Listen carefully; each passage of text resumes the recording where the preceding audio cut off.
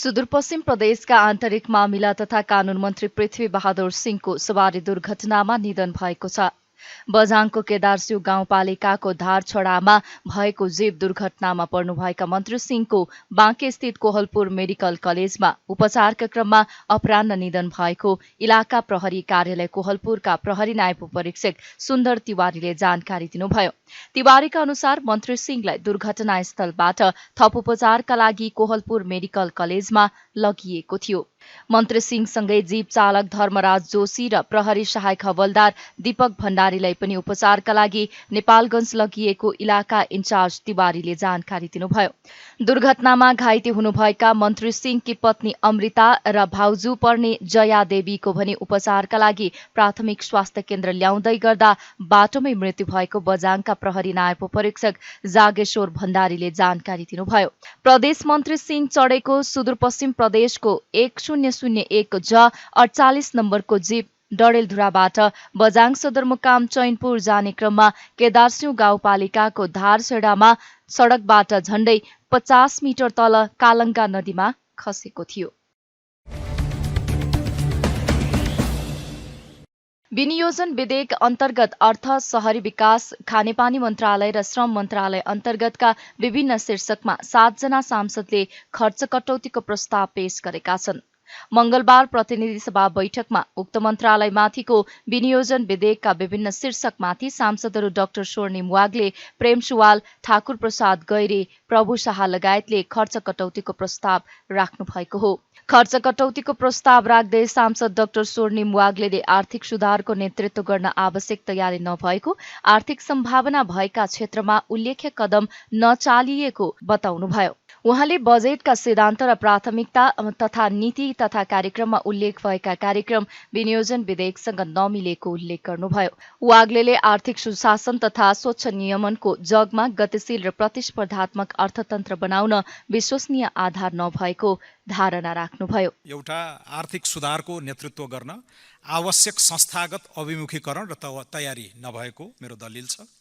अर्को, अथाह आर्थिक सम्भावना भएका क्षेत्रहरूमा उल्लेख्य कदम नचालिएकोमा र तेस्रो, आर्थिक सुशासन र स्वच्छ नियमनको जगमा गतिशील प्रतिस्पर्धात्मक अर्थतन्त्र बनाउन विश्वसनीय जग नहालिएको भन्ने मेरा 3वटा प्रमुख आधारहरू मैले पेश गरेको छु।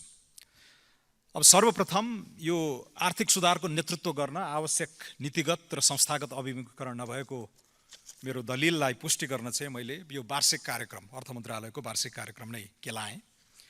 शीर्षकहरू सबै हेरेँ। अब यहाँ मोटामोटी 12वटा जति रहेछन्।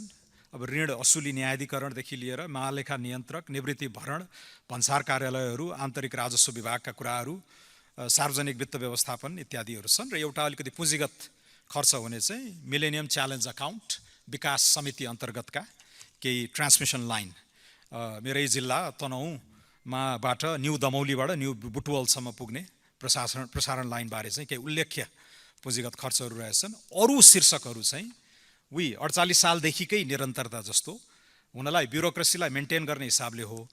तर यसो हेर्दै जाँदाखेरि गन्दै गएँ मैले, तालिम र गोष्ठीहरू मात्रै लगभग 50वटा रहेछ।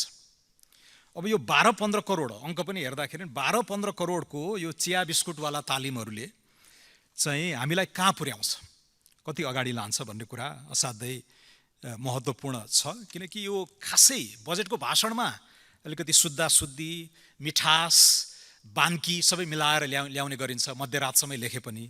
यसमा यति डरलाग्दो हेलचक्र्याइ पाएँ मैले, हैन। रस्व दीर्घदेखि लिएर शुद्धाशुद्धि, सामान्य स्पेलिङ मिस्टेकहरू, हैन। यो फन्ट साइज, यो स्टाइलिस्टिक कुराहरूबाट के छनक मिल्छ भने यो अस्ति एचएस कोड टाइप गर्नलाई 30 वर्षमा एउटा मात्रै जनशक्ति हामीले उत्पादन गरे भने जस्तै यसमा पनि यो लास्ट मिनटमा कसले एकदमै चाहिँ हेलचक्र्याइपूर्वक हिसाबले चाहिँ यो भरिएको जस्तो चाहिँ यहाँ देखिन्छ। यो राताम्य छ। तपाईँ हामीले रेस्टुरेन्टमा गएर चिया खाँदा गर्दाखेरि त्यो कुनामा बसेर ल्यापटप खोलेर चाहिँ काम गरिरहेको मान्छेले दुनियाँको गिग इकोनोमीसँग यसरी आबद्ध भएर काम गरिरहेको हुनसक्छ। टोटलमा यिनीहरूले करिब $515 मिलियन को आम्दानी लिएर आइरहेका छन्, नेपालभित्र आइरहेछन्। कम्पनीगत हिसाबले करिब 201 र यो फ्रिलान्सरहरूबाट करिब 314 मिलियन, जुन गत साल पर्यटनबाट आएको, पर्यटनबाटै नेपाल चाहिँ स्वर्ग जस्तो छ, नेपालले चाहिँ प्रगति गर्छ भनेर भन्छौँ हामी। जम्मा 46 खर्ब आयो, योबाट 60 अर्ब आएको छ। तर हामीले त्यो भ्याउनै पाएनौँ भनेको कुरा चाहिँ यहाँ गएर झल्कन्छ। यसलाई खासै रेकग्नाइज पनि गरेका छैनौँ, फर्मलाइज पनि गरेका छैनौँ र 19 सालदेखिका ती एन्टिक्वेटेड लजहरूमै टेकेर हामीले चाहिँ काम गरिरहेका छौँ। त्यसैले यो अथाह सम्भावना भएका क्षेत्रहरूमा उल्लेख्य कदम चालिएन भनेर मैले एउटा दृष्टान्त, सानो दृष्टान्त चाहिँ यहाँहरूसँग दिएँ।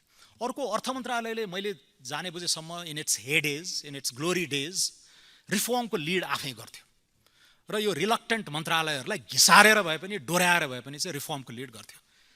आज महेन्द्र राजमार्गबाट हाम्रो तराई मधेसका बोर्डर, भारतसँगको बोर्डरसम्मका 6 लेन 8 लेनका हाइवेहरू यो नेपालको अर्थ मन्त्रालयले लिड गरेको कार्यक्रम। त्यति बेला उद्योग वाणिज्य मन्त्रालयहरूले स्वामित्व पनि लिन चाहँदैनथे, तर व्यापार सहजीकरण मार्ग भनेर उनीहरूले कार्यक्रममै राखेपछि 1 वर्ष अपनत्व नलिँदै पनि त्यो बिस्तारै भएर आज सम्पन्न भएको छ। तपाईँ हामीले त्यो देखिराखेका छौँ।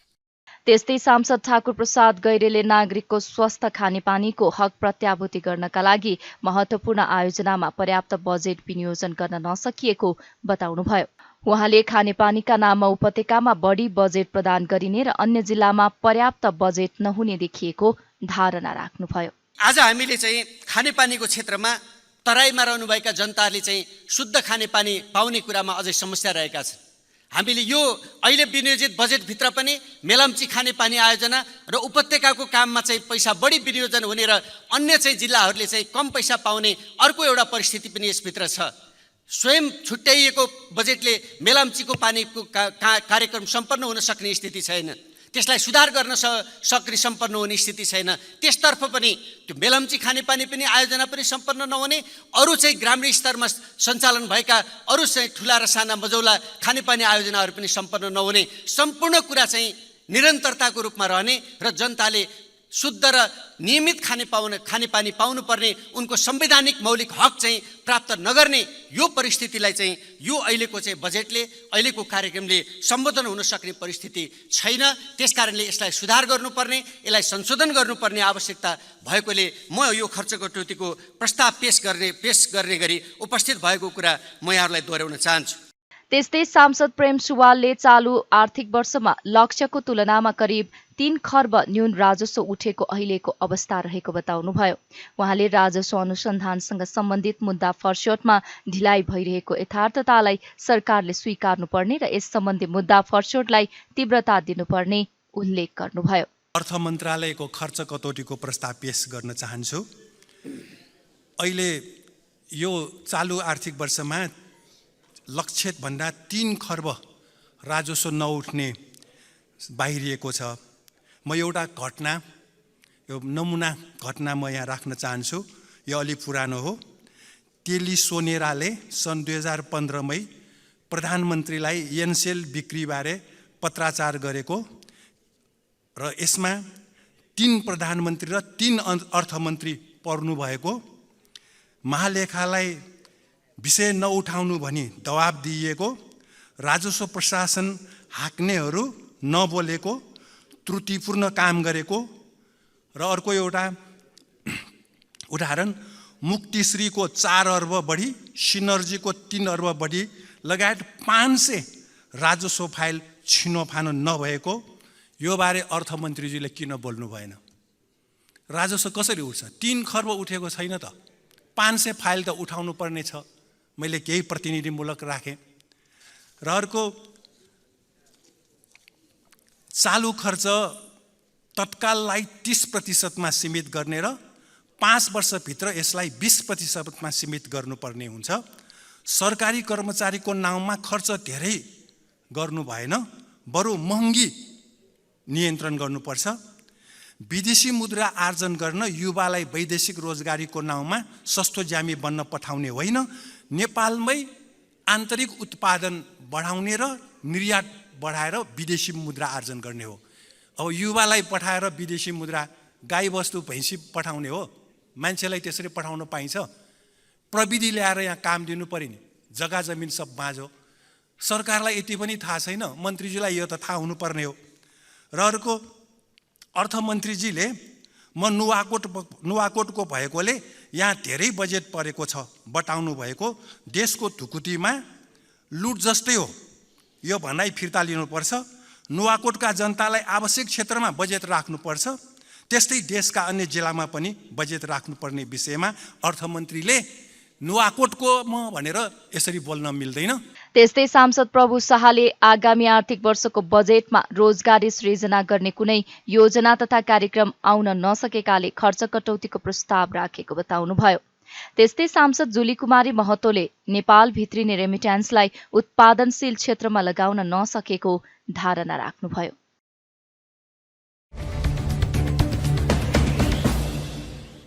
नेकपा एमालेका सचिव योगेश भट्टराईले समाजवादी मोर्चामा रहेका दलहरू अस्तित्वको संकटमा रहेको बताउनु भएको छ।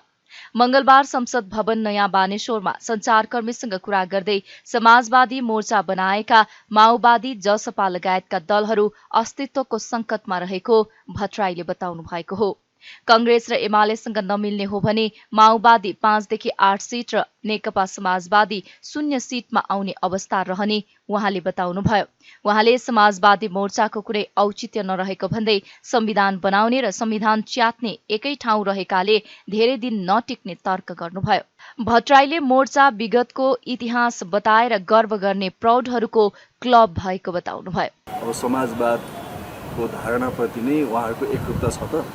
समाजवादमा पुग्ने बाटोमा, क्रान्तिको बाटोमा उहाँहरूको एकरूपता छ। उपेन्द्र यादवजीले समाजवादमा पुग्ने बाटो र नेत्र विक्रम चन्दले समाजवादमा पुग्ने बाटो एउटै हो, तरिका एउटै हो हैन। अनि अहिलेको यो संविधानप्रति उहाँहरूको दृष्टिकोण समान छ। संविधान च्यात्ने पनि त ती हुनुहुन्छ र संविधान हामीले बनाएको भनेर गर्व गर्ने पनि हुनुहुन्छ भनेपछि अहिलेको संविधानप्रति पनि उहाँहरूको धारणा समान छैन। यो व्यवस्थालाई हेर्ने दृष्टिकोण उहाँहरूको समान छैन। तमाम अन्तर्राष्ट्रिय मुद्दालाई हेर्ने दृष्टिकोण उहाँहरूको समान छैन। अनि के मोर्चा भयो, कसरी त्यो चल्छ? त्यसैले मेरो यसमा प्रारम्भिक टिप्पणी थियो यो एडल्ट क्लब हो, एडल्ट प्रौढहरूको क्लब हो हैन। अब प्रौढहरूको क्लबमा के हुन्छ भने इतिहासको बखान हुन्छ। मेरो पाला एउटा चाहिँ टेलिभिजनमा आउँथ्यो तोक्मे बुढाको 1914 मा यस्तो भएको थियो, 1914 मा यस्तो भएको थियो। उसले जहिले पनि 1914 को कुरा गर्थ्यो, पहिलेका कुरा, भविष्यको कुरा गर्दैन थियो तोक्मे बुढा। त्यस्तै यो बुढाहरूको क्लब हो, प्रौढहरूको क्लब हो, एडल्ट क्लब हो। आफ्नो विगतको इतिहास बताउँछन्, त्यसमै गर्व गर्छ। त नेपाली कांग्रेसले सोच्ने कुरा हो। अब उहाँ एउटा गठबन्धनमा हुनुहुन्छ, त्यो गठबन्धनले देशलाई फाइदा गरेको छ कि छैन, नेपाली कांग्रेसलाई फाइदा गरेको छ कि छैन, आजको लोकतान्त्रिक व्यवस्था, आजको संविधान, नेपालको अन्तर्राष्ट्रिय सम्बन्ध, यी सबै धाराशायी बनिरहेका छन्। कांग्रेस रमिता हेरिरहेका छ भने चाहिँ कांग्रेसले सोचोस् न एकपल्ट। हामी हेर्दैछौँ कांग्रेसले कसरी सोध्छ। एमालेलाई केही पनि दबाब छैन। अब उहाँहरू आफ्नो ठाउँमा बस्नुभयो, हामीसँग सोधेर गए पनि होइन, हामीलाई सोध्नुपर्ने आवश्यकता पनि छैन। मैले भनिहालेँ त्यो एउटा एडल्ट क्लब हो, बुढापाकाहरूको इतिहासको बखान गर्ने क्लब हो। भविष्यको सपना छैन, केही छैन।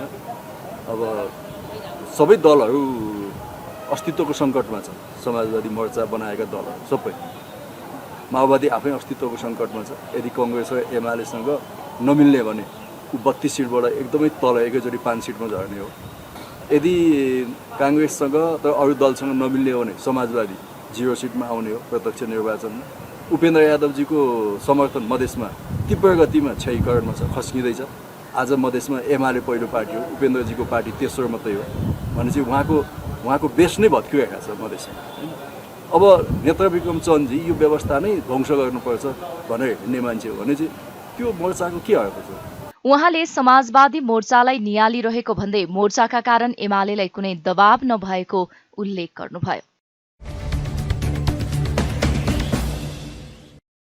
पूर्व राष्ट्रपति विद्यादेवी भण्डारीले मुलुकलाई अप्ठ्यारो पर्दा नेपाल स्काउटले खेलेको भूमिकाको प्रशंसा गर्नुभएको छ। मंगलबार काठमाडौँमा स्काउटको 72औं स्थापना दिवसका अवसरमा आयोजित कार्यक्रममा पूर्व राष्ट्रपति भण्डारीले कोरोना महामारीदेखि प्राकृतिक विपत्तिमा स्काउटले खेलेको भूमिका महत्वपूर्ण रहेको भन्दै प्रशंसा गर्नुभयो। उहाँले कोरोना महामारीका बेला चिकित्सक परामर्श सेवा, क्वारेन्टिन निर्माण र सब व्यवस्थापनमा समेत गरेको सहयोगप्रति सम्मान व्यक्त गर्नुभयो।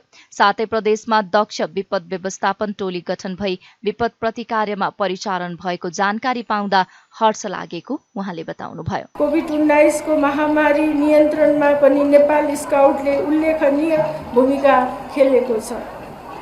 नेपाल स्काउटले चिकित्सक परामर्श सेवा, जनचेतना अभियान, आइसोलेसन, क्वारेन्टिन निर्माण, खाद्यान्न वितरण, एम्बुलेन्स सेवाका साथै सङ्क्रमितहरूको शव व्यवस्थापन समेतमा गरेको सहयोगका लागि म सम्पूर्ण स्काउटहरूप्रति सम्मान व्यक्त गर्न चाहन्छु। देशमा आइपर्ने हरेक प्राकृतिक एवं अन्य विपदको समयमा विपद व्यवस्थापन र प्रभावितहरूको उद्धार कार्यमा पनि नेपाल स्काउट सदैव अग्रमोर्चामा रहँदै आएको छ। साथै प्रदेशमा दक्ष विपद व्यवस्थापन टोली गठन भई विपद उद्धार कार्यमा स्काउटहरू परिचालन भएको थाहा पाउँदा मलाई हर्ष लागेको छ। यसका साथै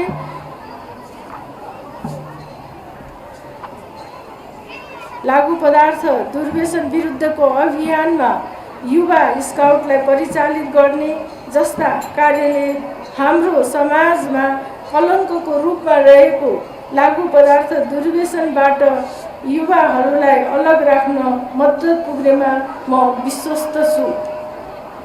विशेष गरी महिला हिंसा विरुद्धको अभियान, किशोरी स्वास्थ्य सचेतना, महिला उद्यमशीलता र महिला नेतृत्व विकाससँग सम्बन्धित कार्यलाई प्राथमिकताका साथ सञ्चालन गरेकोमा म नेपाल स्काउटसँग अत्यन्तै प्रभावित भएको छु। उहाँले समाज रूपान्तरणमा युवा स्काउटले खेलेको भूमिकाले युवाहरूलाई सही दिशा देखाउन सफल भएको जिकिर गर्नुभयो। प्रतिनिधि सभाका सभामुख देवराज घिमिरेले मन्त्रालयगत बजेट पुस्तिकामा प्रदेशको नामाकरणमा भएको त्रुटिलाई सच्याउन निर्देशन दिनुभएको छ। प्रतिनिधि सभाको बैठकमा आगामी आर्थिक वर्षको विनियोजन विधेयकमा प्रदेशको नाम नखुलेको भन्दै सांसदहरूले विरोध जनाएपछि सभामुख घिमिरेले प्रदेशको पहिचान अङ्कका आधारमा नभई नामका आधारमा राखेर सच्याउन सरकारलाई निर्देशन दिनुभएको हो। सम्बन्धित मन्त्रालयबाट वार्षिक रूपमा सम्पादन हुने कार्यक्रम समावेश हुने पुस्तिकामा प्रदेशसभाबाट पारित प्रदेशको नाम उल्लेख हुनुपर्नेमा सो नभएको विषयमा ध्यानाकर्षण भएको भन्दै यसलाई सच्याउन उहाँले निर्देशन दिनुभयो। माननीय सदस्यहरू, हामी विनियोजन विधेयक अन्तर्गत विभिन्न मन्त्रालयगत छलफलमा छौँ। सम्बन्धित मन्त्रालयहरूबाट वार्षिक रूपमा सम्पादन हुने कार्यक्रम समावेश पुस्तिकामा उल्लेखित केही विषयहरू, खास गरी प्रदेश सभाबाट पारित प्रदेशको नाम उल्लेख हुनुपर्नेमा सो नभएको विषयमा ध्यानाकर्षण सहित सच्याउनका लागि यसअघि निर्देशन भइसकेको छ। साथै त्यस्ता कुनै त्रुटिहरू भएमा तत्काल सच्याउन म पुनः निर्देशन गर्दछु। त्यसैगरी सभाको आजको कार्यसूचीमा रहेको शहरी विकास मन्त्रालय अन्तर्गत वार्षिक रूपमा सम्पादन हुने कार्यक्रमहरूको शीर्षकहरूमा प्रदेशको नाम हुनुपर्नेमा अङ्क उल्लेख भएको र यस विषयमा माननीय सदस्यहरूले प्रश्न उठाइसके पश्चात माननीय मन्त्रीले सदनलाई जानकारी गराउँदै सच्याउने समेत प्रतिबद्धता व्यक्त गरिसक्नु भएकोले अङ्कको सट्टा प्रदेशको नाम राखी आवश्यकता अनुसार सुधार गर्न म सम्बन्धित मन्त्रालयलाई निर्देशन गर्दछु।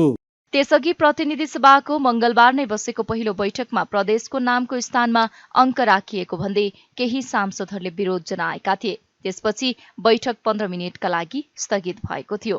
संसदको दोस्रो बैठकमा शहरी विकास मन्त्रालय, खानेपानी मन्त्रालय, अर्थ मन्त्रालय र श्रम रोजगार तथा सामाजिक सुरक्षा मन्त्रालय सम्बन्धी विनियोजित शीर्षकमाथि छलफल भएको छ। सामाजिक विकास समाजले धोबी खोलाको सरकारी जग्गा हिनामिनामा स्थानीय तहका प्रतिनिधिहरू नै संलग्न रहेको आरोप लगाएको छ। मंगलबार अनामनगर स्थित सामाजिक विकास समाजको कार्यालयमा आयोजित पत्रकार सम्मेलनमा समाजका पदाधिकारीले वडा नम्बर 29 का वडाध्यक्ष कुश ढकाल र भूमाफियाहरू मिलेर सरकारी जग्गा हिनामिना गरेको आरोप लगाउनुभयो।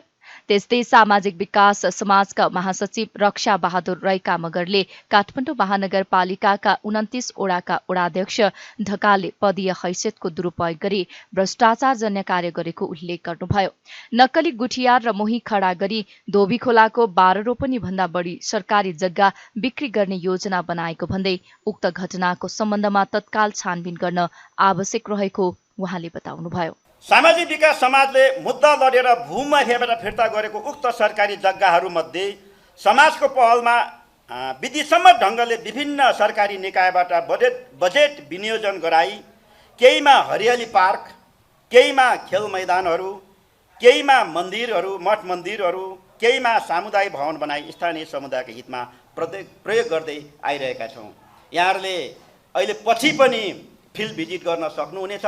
हामीले सरकारको नाममा ल्यायौँ, सरकारको नाउँमा ल्याइसकेपछि यहाँको स्थानीय समुदायको हितमा के कसरी प्रयोग गर्न त्यसलाई अधिकतम स्थानीयले लाभ लिन सक्छन् भन्ने उद्देश्यले हामीले त्यसलाई कसैमा पार्क बनायौँ। एउटा यो हामी अहिले जहाँ बसिरहेका छौँ यो सामुदायिक भवन, त्यो पनि हामीले चाहिँ सरकारकै नाममा ल्याएर हामीले यो सरकारकै नामको जग्गामा सामुदायिक भवन बनाएका छौँ। विभिन्न पार्कहरू, हरियालीहरू, खेल मैदानहरू तपाईँहरूले देखिराख्नु भएको छ, यी हामीले गऱ्यौँ। समाजले यति गरिरहँदा अब आदरणीय पत्रकार मित्रहरू, अब आजको पत्रकार सम्मेलन गर्नुको मुख्य उद्देश्य भनेको 29 नम्बर वडा अध्यक्ष कुश ढकालले धोबी खोलाको सरकारी जग्गा गुठीमा लगेर हिनामिना गर्नलाई सिफारिस गरेको विषय हो। सार्वजनिक सरकारी जग्गा संरक्षण गर्ने दायित्व बोकेका वडा अध्यक्षले नै सरकारी जग्गा गुठीमा लगेर हिनामिना गर्नु गम्भीर आपत्तिजनक कुरा हो। निज वडा अध्यक्ष ढकालले साबिक मानेश्वर महादेव स्थान वडा नम्बर 5 किता नम्बर 143 को जग्गा मध्येकै स्थानीय समुदायको हितमा प्रयोग हुँदै आएको साबिक धोबीखोला जनिएको सरकारी जग्गालाई नै काठमाडौँ महानगरपालिका वडा नम्बर 29 का वडा अध्यक्ष कुश ढकालले नक्कली गुठियार र नक्कली मोही खडा गरी गुठीको नाममा दर्ता गरी झन्डै सुन्नुहोस् है, झन्डै 2 अरब मूल्य पर्ने धोबी खोलाको 12 रोपनी भन्दा बढी सरकारी जग्गा बिक्री गरी खाने योजनाका साथ सरजमिन मुचुल्का खडा गरी त्यो सरजमिन मुचुल्कालाई आफै रोबरमा बस्नु भएको छ। त्यसलाई प्रमाणित पनि वडा अध्यक्ष आफैले गर्नुभएको छ। सरजमिन मुचुल्का खडा गरी कालमोचन गुठी शाखा कार्यालय त्रिपुरेश्वरमा दर्ताको लागि मिति 77 साल फागुन 9 मा सिफारिस गरेर निज वडा अध्यक्ष कुश ढकालले आफ्नो पदीय हैसियतको दुरुपयोग गरी भ्रष्टाचारजन्य कार्य गरेको भनी सप्रमाण विभिन्न मिडियाहरूमा समेत आएको हुँदा सो सम्बन्धमा यस समाजको गम्भीर ध्यानाकर्षण भएको छ। उक्त घटनाको सम्बन्धमा तत्काल छानबिन गरी आवश्यक कारबाही गर्नका लागि अख्तियार दुरुपयोग अनुसन्धान आयोग, गृह मन्त्रालय, CIB, काठमाडौँ महानगरपालिकालाई स्थानीयवासीको तर्फबाट प्रत्यक्ष सरकार राख्ने यस सामाजिक विकास समाज हार्दिक आग्रह गर्दछ। धोबी खोलाको सरकारी जग्गा गुठीमा लगेर हिनामिना गर्न सम्झाउन हुनु भ्रष्टाचार भएकोले निज वडा अध्यक्ष ढकाललाई तत्काल निलम्बन गरेर छानबिन गर्न अख्तियार समक्ष सामाजिक विकास समाज जोरदार माग गर्दछ। साथै सार्वजनिक सरकारको यो विषयमा प्रतिनिधि सभामा समेत विशेष समय लिएर आवाज उठाउन माननीय सांसदज्यूहरूलाई समेत आग्रह गर्दछौँ। पत्रकार सम्मेलनमा सामाजिक विकास समाजका अध्यक्ष ओम प्रसाद उप्रेतीले पनि सरकारी जग्गा अतिक्रमणको विषयप्रति सरकारको ध्यानाकर्षण गराई अतिक्रमण भएको जग्गा फिर्ता लिनुपर्ने माग गर्नुभयो। कृषिको व्यवसायीकरण र यान्त्रिकीकरण मार्फत उत्पादनमा वृद्धि गरी आत्मनिर्भर बन्ने उद्देश्यले दाङको घोराही उपमहानगरपालिकाले किसानहरूलाई विभिन्न औजार तथा उपकरण वितरण गरेको छ। उपमहानगरपालिकाले सबै ओडाबाट उत्कृष्ट किसान र कृषक समूहलाई छनौट गरी कृषि उपकरण वितरण गरेको हो। उपमहानगरपालिकाले 40 लाख मूल्य बराबरको उपकरण किसानहरूलाई 50% अनुदानमा दिएको छ। एउटा धान दाउने थ्रेसर र 2वटा गहुँ दाउने थ्रेसर तथा सिंचाइका लागि पानी तान्नका लागि 23वटा पम्प सेट र मोटर वितरण गरिएको छ। कृषि उपकरणबाट किसानहरूले छिटो छरितो र सजिलो तरिकाले धेरै उत्पादन गर्न सक्ने घोराही उपमहानगरपालिकाका प्रमुख नरुलाल चौधरीले बताउनुभयो। यो कृषि यन्त्रहरू लग्नुहुने सम्पूर्ण कृषक साथीहरूले आफ्नो बारीमा राम्रो उत्पादन गरेर देखाउने खालको हामीहरूलाई प्रदर्शन गर्न खालको वातावरण बनाउनको लागि मैले अनुरोध गरेँ र हामीहरूले फिल्ड अनुगमन गरेर सबैलाई छनौट गरेर साँच्चीकै किसानहरूले नै यो प्राप्त गर्नुहोस् भन्ने उद्देश्य हो। यसरी अनुदान दिँदा विगतमा थुप्रै आलोचना विरोधहरू पनि आउने गरेका छन्। त्यसकारणले गलत ठाउँमा कसैले यो प्रयोग नगरोस् र सही ठाउँमा प्रयोग होस् भन्ने उद्देश्यले यी चिजहरू चाहिँ बाँटिएका छन्। त्यसकारणले अब हामीहरूले धेरै नै बाँटिसकेका छौँ। अब हामीले समीक्षा गरेर मात्रै कुन गाउँमा कति गए, अब कति चाहिने हो भन्ने उद्देश्यले मात्रै हामी चाहिँ आगामी दिनमा अब कार्यक्रम ल्याउँछौँ भन्ने पनि हाम्रो विचार छ। त्यसले गर्दाखेरि अन्धधुन्ध यो बाँड्दै गर्दा खेतका आलीमा कुलाका ढिकमा यिनी चिजहरू भोलि खिया लागेर नबसुन्। यिनले प्रत्येक चाहिँ यसको क्षमता अनुसार हर हमेसा जोतेको होस्, त्यस्तो खालको हाम्रो चाहिँ वातावरण बनाउने उद्देश्य छ। न कि घर घरमा यस्ता ट्र्याक्टर हुन् जो कसैले आफ्नो 2 दिन 1 दिन जोतेर यो थन्काउन परोस्, त्यस्तो होइन। गाउँमा 3वटा 4वटाले गाउँभरिको जोत्ने वातावरण बनोस् भन्ने उद्देश्य हो। त्यसो भएर तबुरले लगेको यो अनुदानको ट्र्याक्टर आफ्नो र आफ्नो छिमेकीको वरपरको गाउँको समेत यो चाहिँ जोत्नका लागि वातावरण बनाउनुहोस् र त्यही उद्देश्यले हामीले चाहिँ दिएका छौँ। औजार उपकरण प्राप्त गरेपछि किसानहरू खुसी भएका छन्। गोरुले जोतेर खेतीपाती गरिरहेका किसानहरूका लागि कृषिमा भित्रिएको यान्त्रिकरणले खेती प्रणालीमा सुधार हुने समेत किसानहरूको अपेक्षा रहेको छ। म अत्याधिक खुसी छु। यो नगरपालिकाले 50% अनुदानमा कृषि औजारहरू दिएको छ। यसले गर्दा म अत्याधिक खुसी छु। यस्ता औजारहरू अरू पनि प्राप्त गर्न सकौँ हामी सबै नेपालीले, अनि खेती गर्न सकौँ, धेरै उत्पादन होस्, अनि हामीले विदेशबाट ल्याउने तरकारी होइन, यहीँको उत्पादन भएर बाहिर पठाउन सकौँ। अब पहिले गोरुले जोतिन्गेर गोरु पनि अब सबै अब जमाना अनुसारले गोरुले पनि छैन। अब नगरपालिकाले अनुदान ट्र्याक्टर टेलर पावर दिनुभयो अनि त्यसैले आज ल्याउन आछौँ। धेरै खुसी छ।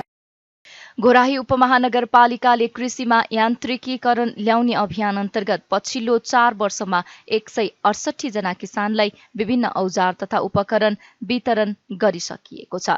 सरोकार टेलिभिजनका लागि दाङबाट माधव कुमार ओलीको रिपोर्ट।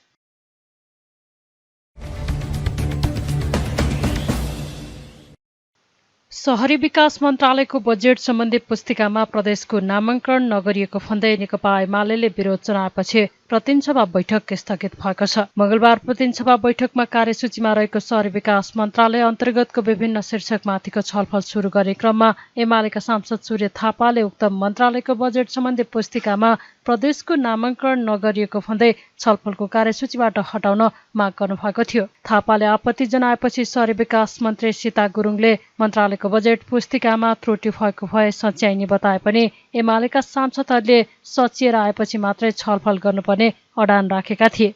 त्यसक्रममा कांग्रेस मुख्य सचेतक रमेश लेखकले सभामुखले उक्त विषयमा रुलिङ गरिसकेको अवस्थामा आपत्ति नजनाउन आग्रह गरे पनि एमाले सांसद रघुवीर पन्तले यसअघि पर्यटन मन्त्रालयको बजेट पुस्तिकामा यस्तै प्रकारको त्रुटि हुँदा छलफलको कार्यसूचीबाट हटाइएको भन्दै सभामुखले एकरूपता हुने गरी रुलिङ गर्नुपर्ने माग गर्नुभयो।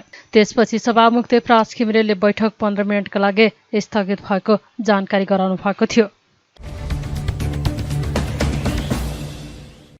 केही दिन अघि पूर्वी क्षेत्रमा आएको बाढी पहिरोका कारण 10 जनाको मृत्यु भएको छ भने 26 जना बेपत्ता भएका छन्। प्रतिनिधि सभाको मंगलबारको बैठकमा प्राकृतिक प्रकोपका विषयमा जानकारी गराउँदै उपप्रधान एवं गृहमन्त्री नारायण काजी श्रेष्ठले मनसुन प्रवेश गरेपछि पूर्वी क्षेत्रमा बढी प्रभाव देखिएको र बाढी पहिरोका कारण 10 जनाको मृत्यु, 6 जना घाइते र 26 जना बेपत्ता भएको जानकारी दिनुभयो। बाढी पहिरोका कारण 54 घर पूर्ण रूपमा क्षति भएको उहाँले बताउनुभयो। विपदको घटनापछि प्रभावित क्षेत्रमा राहत र उद्धारका साथै बेपत्ताको खोजी कार्य तीव्र गरिएको उहाँले बताउनुभयो। उहाँले अवरुद्ध सडक खुलाउनका लागि बेलीब्रिज निर्माण गर्ने कार्यलाई पनि अघि बढाइएको बताउनुभयो। यस वर्ष नेपालमा मिति 80 जेठ 31 गतेबाट मनसुन प्रवेश गरेको छ। यसको असर नेपालको पूर्वी पहाडी जिल्लाहरूमा सङ्खसभा ताप्लेजुङ 5 थरमा बढी देखिएको छ। असार 2 गते रातिदेखिको अविरल वर्षाका कारण बाढी, पहिरो, डुबान लगायतका विभिन्न विपदका घटनाहरूबाट देशको पूर्वी विभागका सङ्खसभा, ताप्लेजुङ, 5 थर लगायतका जिल्लामा केही व्यक्तिहरूको मृत्यु हुनका साथै केही घाइते र बेपत्ता भएका छन्। विपदका घटनाहरूबाट हालसम्म 10 जनाको मृत्यु, 6 जना घाइते, 26 जना बेपत्ता छन् भने 54 घर पूर्ण रूपमा क्षति भएको जानकारी प्राप्त भएको छ र विवरण आउने क्रम अझै जारी छ। विपदका घटनाबाट निधन हुनुभएका सबैप्रति हार्दिक श्रद्धाञ्जली अर्पण गर्दछु। शोक सन्तप्त परिवारजनहरूप्रति गहिरो संवेदना व्यक्त गर्दछु। उपचार क्रममा रहनुभएका घाइतेहरूको शीघ्र स्वास्थ्य लाभको कामना समेत गर्दछु र सबै बेपत्ताहरूको खोजी कार्यलाई तीव्रता दिएको कुरा जानकारी गराउँछु। यी विपदका घटनाहरूबाट प्रभावितहरूको खोज, उद्धार र राहत वितरण कार्यमा स्थानीय प्रशासन, सुरक्षा निकायहरू, सडक विभाग लगायत सरकारवाला सङ्घीय निकाय, प्रदेश सरकार र स्थानीय तहको समन्वयमा परिचालन भइरहेको जानकारी गराउँछु। अविरल वर्षाको कारण शङ्खसभा, चैनपुर नगरपालिका भएर बग्ने हेवा खोला र पिलुवा खोलामा आएको बाढीका कारण उक्त खोलाको छेउछाउ बस्ने बस्तीहरू प्रभावित भएका छन्। चैनपुर नगरपालिका 4 दोबाने स्थित निर्माणाधीन सुपर हेवा खोला हाइड्रो पावरमा क्षति पुगेको छ। उक्त हाइड्रोमा काम गर्ने 18 जना कामदार र अन्य 2 स्थानका 3 जना गरी जम्मा 21 जना बेपत्ता भएकोमा 3 जनाको जीवितै उद्धार गरी हाल उपचार भइरहेको छ र 1 जनाको शव प्राप्त भएको छ। 7 वटा घर बगाएको छ र 11 वटा घर उच्च जोखिममा रहेको छ। विपद प्रभावित उल्लेखित जिल्लाहरूमा जिल्ला सुरक्षा समिति, जिल्ला व्यवस्थापन समिति, स्थानीय विपद व्यवस्थापन समिति, स्थानीय जनप्रतिनिधि, राजनीतिक दल, नागरिक समाज, स्थानीय जनसमुदाय र सञ्चारकर्मी सहितको संलग्नतामा खोज तथा उद्धारको कार्य भइरहेको छ। पीडित परिवारलाई तत्काल राहत उपलब्ध गराउने प्रक्रिया अगाडि बढाइएको छ। सडक विभागसँगको समन्वयमा मुख्य राजमार्गका केही स्थानमा बेली ब्रिज सञ्चालनको लागि यसको आकलन तथा स्थापना गर्न र मुख्य तथा सहायक राजमार्गहरूमा अवरुद्ध हुनसाथ तत्काल सडक डिभिजनका प्राविधिक र सुरक्षा निकाय परिचालन गरी केही घण्टाभित्रै अवरुद्ध सडकहरू खुलाउन कार्य अगाडि बढाइएको छ। प्रधानमन्त्री लगायतको टोली बाढी प्रभावित क्षेत्रमा स्थलगत अवलोकनमा गएको र मौसमका कारण तुमलिङ टार बाहेक अन्यत्र जान नसकिएको उहाँले जानकारी दिनुभयो।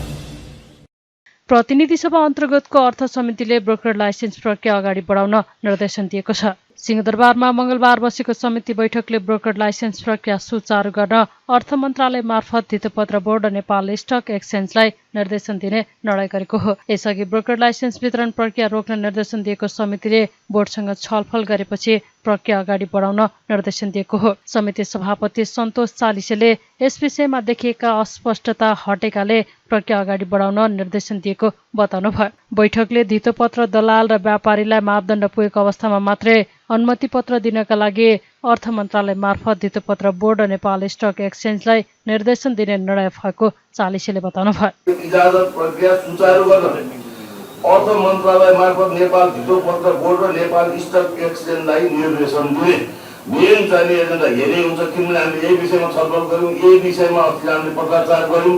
अब यसमा हामी आज क्लियर गऱ्यौँ, बाँकी कुरा भोलि क्लियर हुँदै जाउँला र त्यो खोल्नका लागि चाहिँ हामी आज रेडी गर्छौँ, पुर्याएरै गरेका छौँ।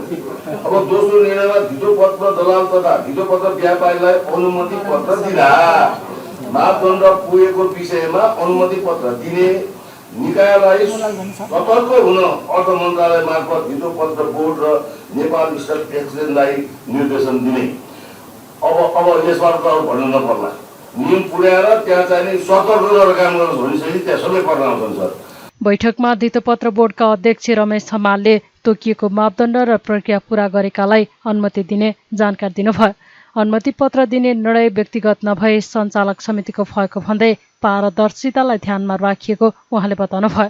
उहाँले लामो समयदेखिको सिन्डिकेट वा कोटा सिस्टमलाई अन्त्य गर्दा केहीको विरोध र उजुरी आउनु स्वाभाविक रहेको भन्दै नियत र काममा कुनै कमी कमजोरी भए सजाय भोग्न तयार रहेको उल्लेख गर्नुभयो। र व्यवस्थापनले त्यो मापदण्डलाई चेक गरेपछि त्यो अहिले त्यो जुन चाहिँ व्यवस्थापनको डकुमेन्ट्री पक्षमा म कमेन्ट गर्दिनँ, किन सञ्चालक समितिमा चाहिँ हामीले हेर्ने भनेको चाहिँ ओभरअल बिगर पिक्चरमा व्यवस्थापनबाट आएको कुराहरूलाई हामीले अगाडि बढाउने हो।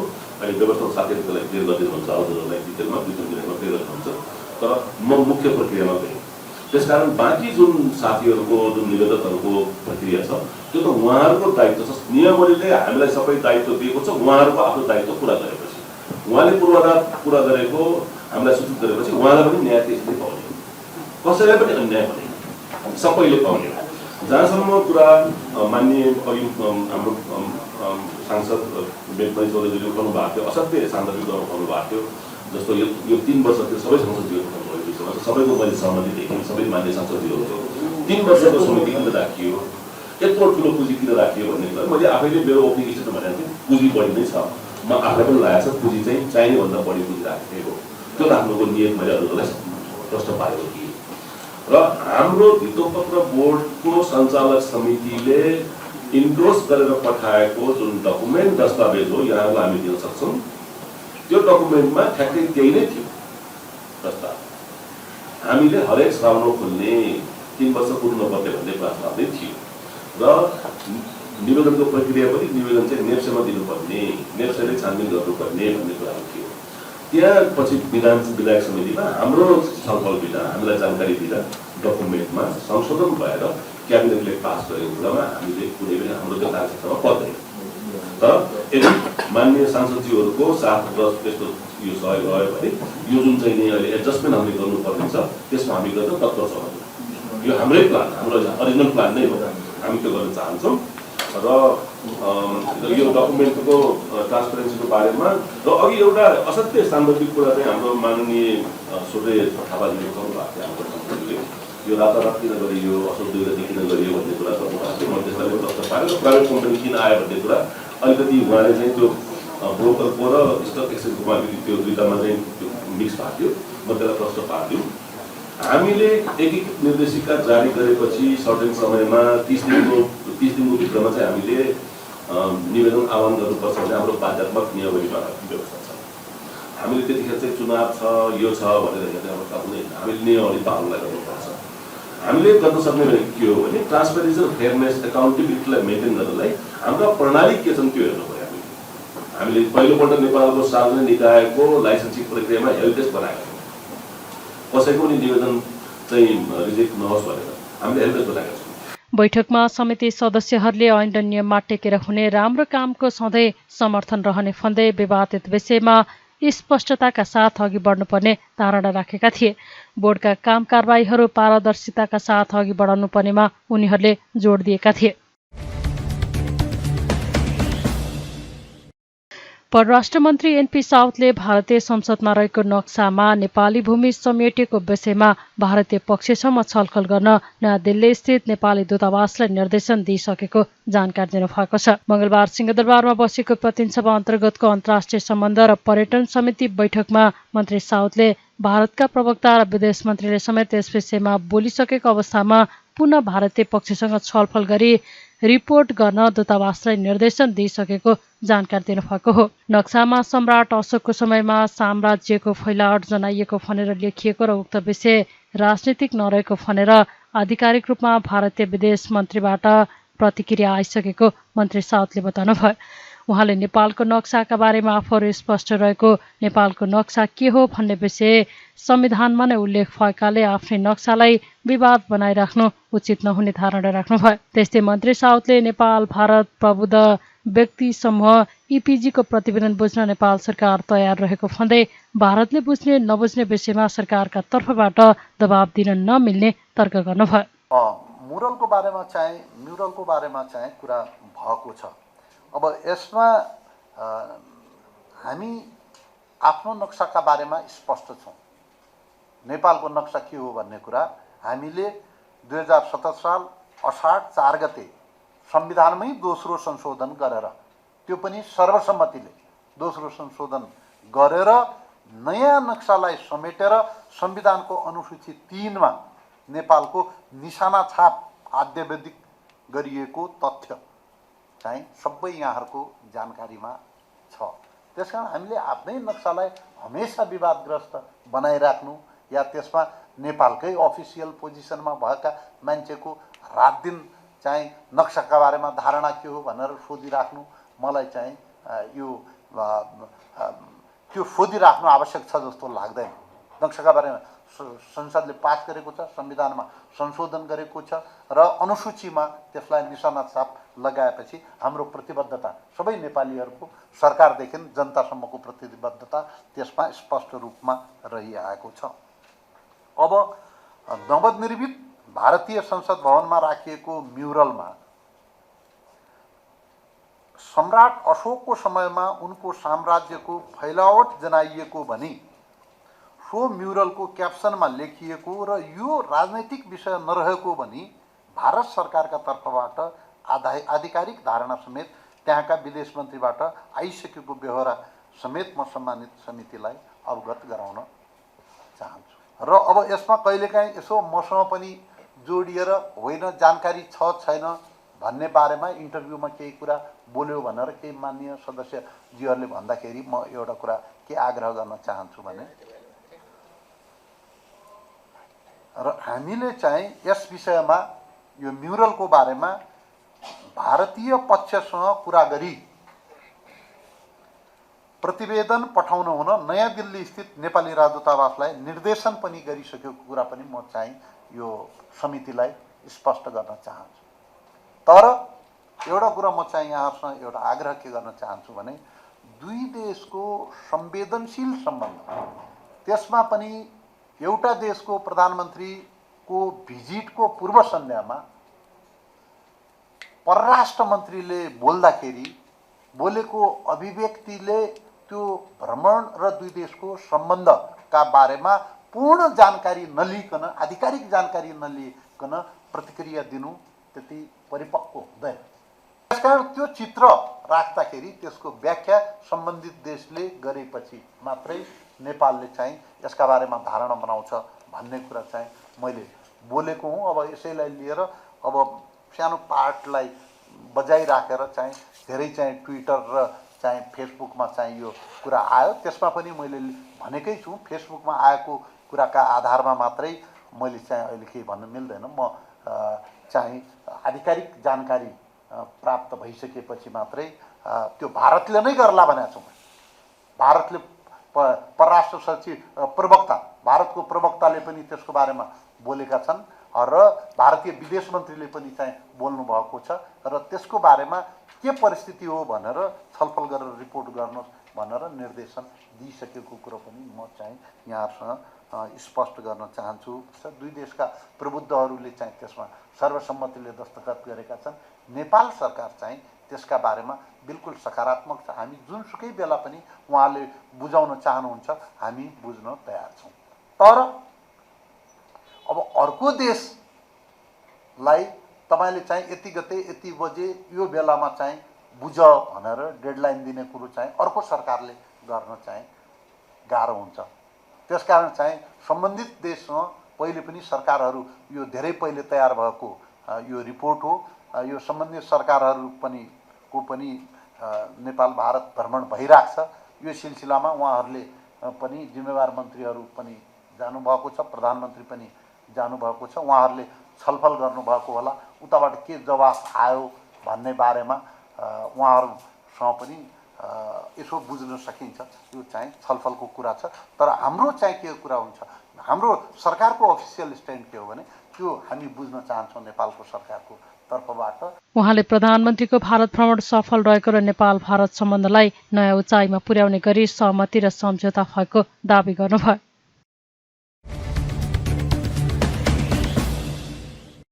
त्रिभुवन विश्वविद्यालयका उपप्राध्यापक प्रेमबहादुर चलाउनेको समर्थन गर्दै प्राध्यापकहरूले कीर्तिपुर स्थित उपकुलपतिको कार्यालय अगाडि प्रदर्शन गरेका छन्। चलाउनेमाथि सांघातिक हमला गर्नेहरूलाई सरकारले उन्मुक्ति दिन खोजिएको भन्दै उनीहरूले प्रदर्शन गरेका हुन्। उपकुलपति कार्यालय अगाडि अनसन सुरु गर्नुभएका चलाउनेप्रति समर्थन जनाउँदै प्रगतिशील प्राध्यापक संगठनले प्रदर्शन गरेको हो। चलाउनेमाथि आक्रमणको विरुद्धमा अदालतमा मुद्दा विचाराधीन रहे पनि सरकारले उक्त मुद्दा नै फिर्ता लिन खोजेको प्राध्यापकहरूको भनाइ छ। यसअघि सोमबार मुद्दा फिर्ता गर्ने निर्णय सरकारले गरेको भन्दै जिल्ला अदालत पुग्दा चलाउनेलाई प्रहरीले नियन्त्रणमा लिएर केही घण्टापछि छाडेको थियो। त्यसपछि उहाँ कीर्तिपुर स्थित विश्वविद्यालय परिसरमा अनसन बस्नु भएको थियो। केही समय अघि चलाउनेमाथि नेभी सङ्घका कार्यकर्ताहरूले साङ्घातिक हमला गरेर घाइते बनाएका थिए। त्यसपछि चलाउने अदालत जानु भएको थियो। प्रमुख प्रतिपक्षी नेकपा एमाले विगतको सरकारले अघि बढाएको आधारभूत अस्पतालको निर्माण प्रक्रिया अगाडि बढाउन माग गर्दै स्वास्थ्य मन्त्री मोहन बहादुर बस्नेतलाई ज्ञापन पत्र बुझाएको छ।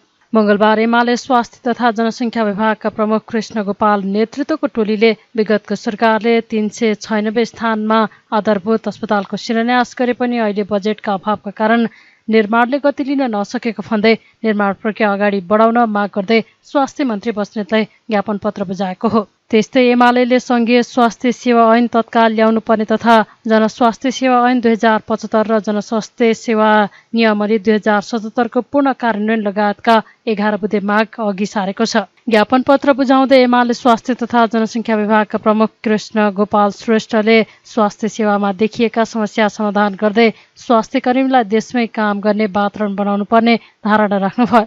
उहाँले स्वास्थ्य जस्तो महत्त्वपूर्ण क्षेत्रमा बजेट कम हुनु उचित नभएको उल्लेख गर्नुभयो। 11 बुँदे हाम्रो ध्यानाकर्षण यो माननीय मन्त्रीज्यूले हामीले लिखित रूपमा बुझाएका छौँ, जसलाई सम्मानपूर्वक ग्रहण गरिसक्नु भएको छ। अब यो 11 बुँदे जुन ध्यानाकर्षण प्रस्ताव आफैमा एउटा स्वास्थ्य मन्त्रालयको लागि एउटा चाहिने भोलिका लागि चाहिँ राम्रो खालको यसले चाहिने मतलब प्रभाव पार्छ भन्ने पनि लागेको छ। योभन्दा पहिला पनि पूर्व स्वास्थ्य विभाग प्रमुख हाम्रो योगेश मन्त्रीज्यूले आफै पनि भन्नुभयो, योगेश भट्टराईजीको नेतृत्वमा पनि हामी त्यस बेला चाहिँ 17 बुँदे एउटा चाहिने मतलब तत्काल मन्त्रीज्यूलाई काम गर्नको लागि सहिलोको लागि सुझाव दिइरहेको थियो। त्यो पनि मन्त्रीज्यूको लागि चाहिने मतलब चाहिने आधार पत्र जस्तो हुन्छ र अहिले यी उठाएका कुराहरू गम्भीर विषय के छ भने माननीय मन्त्रीज्यू, यो हामीले अब सिरियसली लिएन भने हस्पिटलका भौतिक संरचना हुनेछन्, त्यहाँ डाक्टर हुँदैन र डाक्टर सँगसँगै हिँड्ने डाक्टरका सहयोगी नर्सहरू पनि अब विदेश पलायनको यति डरलाग्दो स्थिति छ।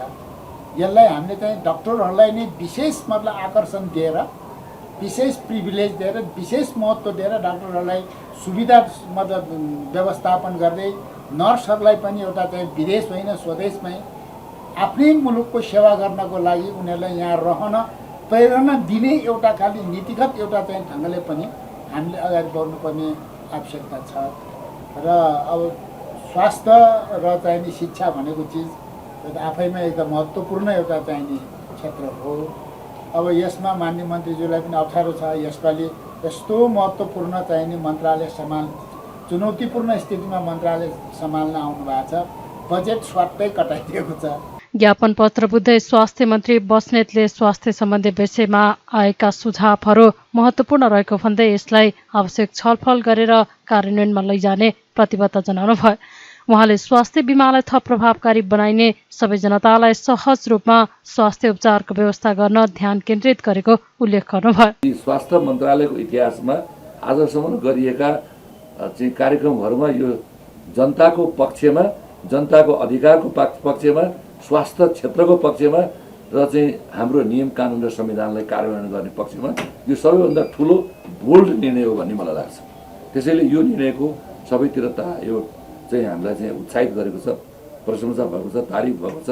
यहाँले पनि प्रशंसा गर्नुभयो। व्यावहारिक रूपमा अझ यो लागू जहाँ हुँदैन हामी सक्रियताका साथ अनुगमन बढाएर त्यसलाई कार्यान्वयन पूर्ण रूपमा गर्ने कुरामा हामी प्रतिबद्ध छौँ।